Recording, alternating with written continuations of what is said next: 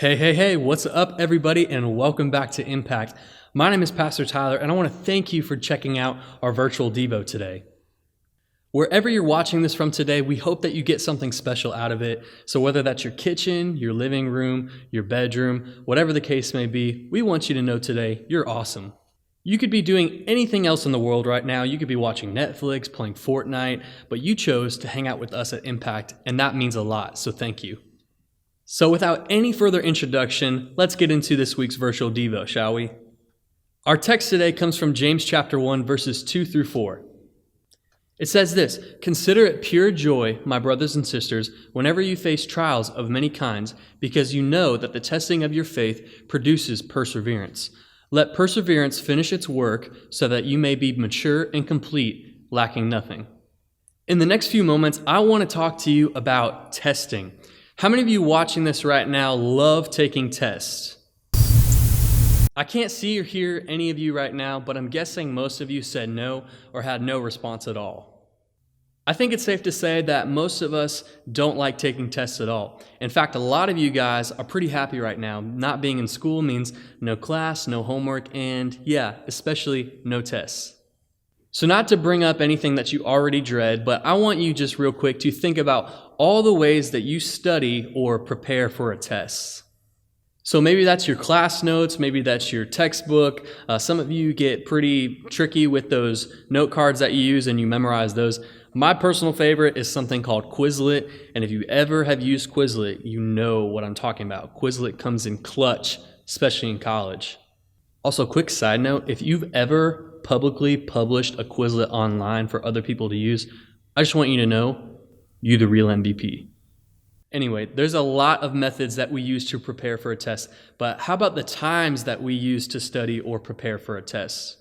Now, every class has that one kid who's already studying for the first test before the semester even starts. I'm not going to say nerd or anything, but maybe you're not that dedicated and you're just somewhere in the middle and you study whenever you can.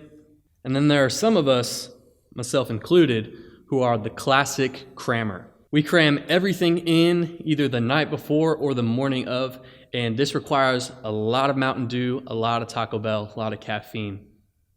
But no matter how or when you decide to study for a test in school, one thing is for sure, you know exactly when the test is going to be. Unless you have a really mean teacher who just throws out pop quizzes and pop tests, you know it's going to be on that specific Friday, you know it's going to be on that specific Monday, whatever day the test gets scheduled for, you know the test is happening on that day. But when it comes to the rest of our life, we don't get a warning or a heads up when we're going to be tested. We don't get a text that says we're going to get a flat tire next month. We don't get mail that says somebody's going to break our heart in 6 months. We don't get some sort of mail carrier pigeon that says we're going to get food poisoning in 2 weeks.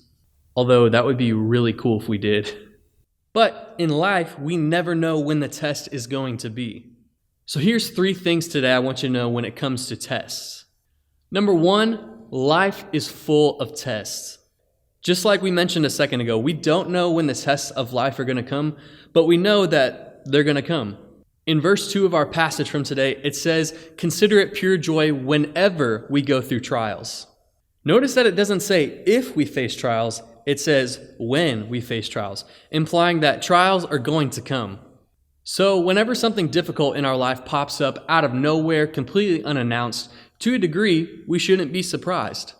Even now, it's easy to get upset and ask, "Oh God, why?" when a pandemic like this happens.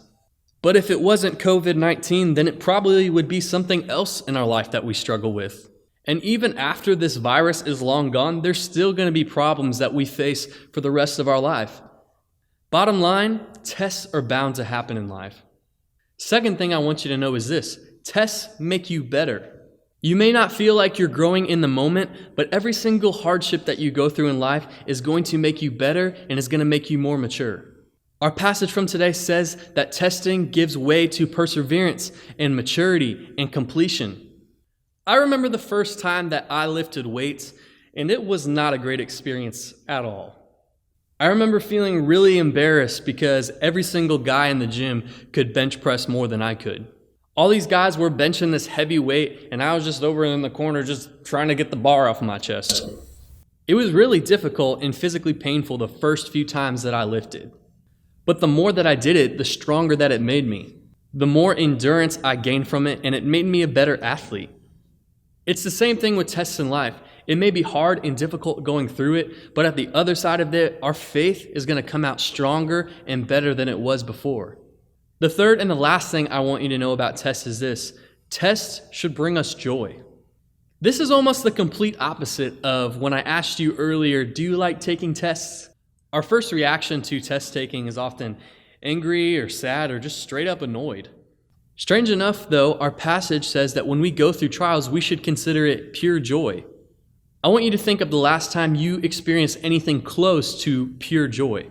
Maybe it was that feeling you got at Christmas time, or when you had a big accomplishment in your sport. Or maybe you're like me and it's any time you get a chance to eat Chipotle or Chick-fil-A. Lord bless that chicken. That same joy that you get from the things you love should also be there when you're going through a hard time or when you're going through a trial. Why? Because even though the situation might not be positive, you are choosing to have a positive mindset. Remember last week when we talked about having a spirit of a sound mind? That means for every situation. So here we go.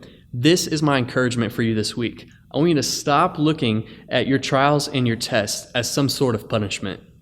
Stop looking at your difficulties as penalties and start looking at them as opportunities.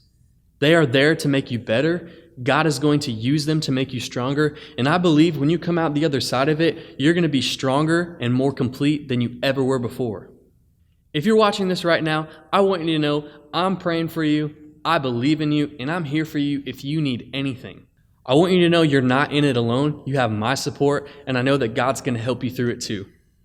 Thanks again for watching our virtual Devo. Don't forget to like, comment any thoughts that you have, follow, and subscribe with notifications on so you never miss any news or updates from us here at Impact Student Ministries. We love you, Impact. We miss you. We can't wait to see you again. Have a good one.